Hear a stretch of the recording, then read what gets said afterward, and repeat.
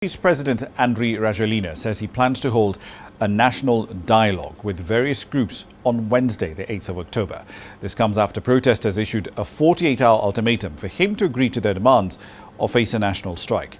In a post on Facebook, Rajoelina said that the consultations will be held to listen to citizens' concerns and develop lasting solutions. On Monday, Rajoelina named the Army General Rufa Fortunat Zafisambo as the new Prime Minister, a week after he fired his cabinet as part of his response to the anti-government protests.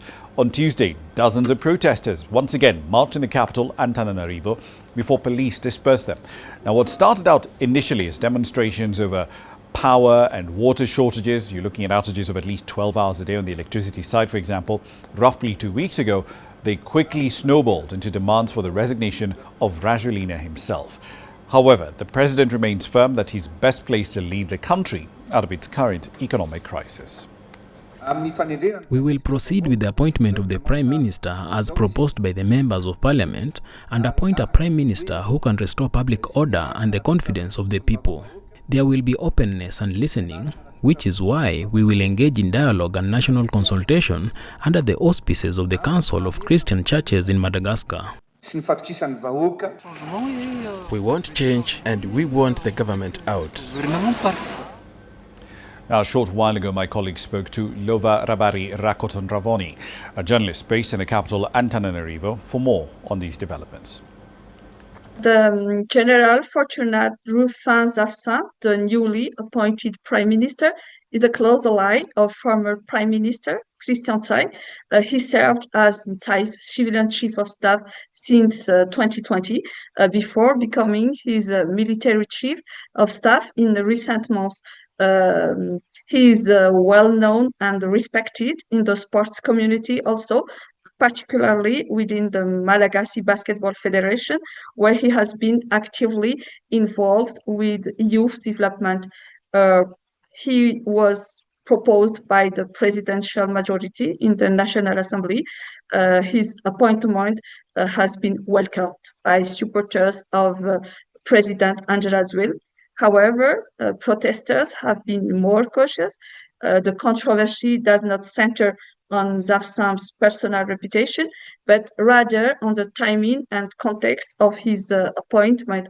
The opposition has refused to participate in the forthcoming government, where Generation Z protesters accuse the move of being a diversionary tactic. President Rajoelina has dismissed the Minister of Energy and Hydrocarbons and dissolved the government,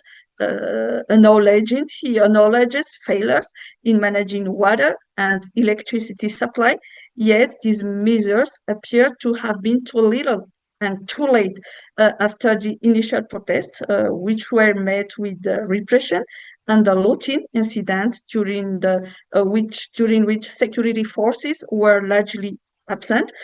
Demonstrators and protesters demanded the president's resignation. The president has since called for dialogue, meeting with various stakeholders.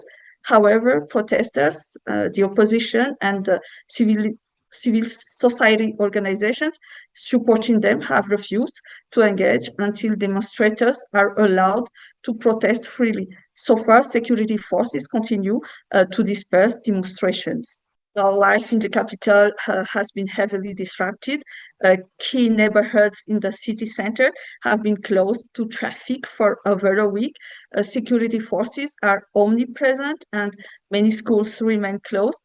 Office and businesses, however, have been significantly altered during protests. Moving around the city becomes challenging as security forces deploy tear gas and rubber bullets to disperse crowds.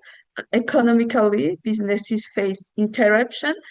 Hotel bookings are being cancelled and tourism is suffering. Prices are starting to rise. According to the president, losses since September 25 amount to 20 billion with 2,000 jobs lost.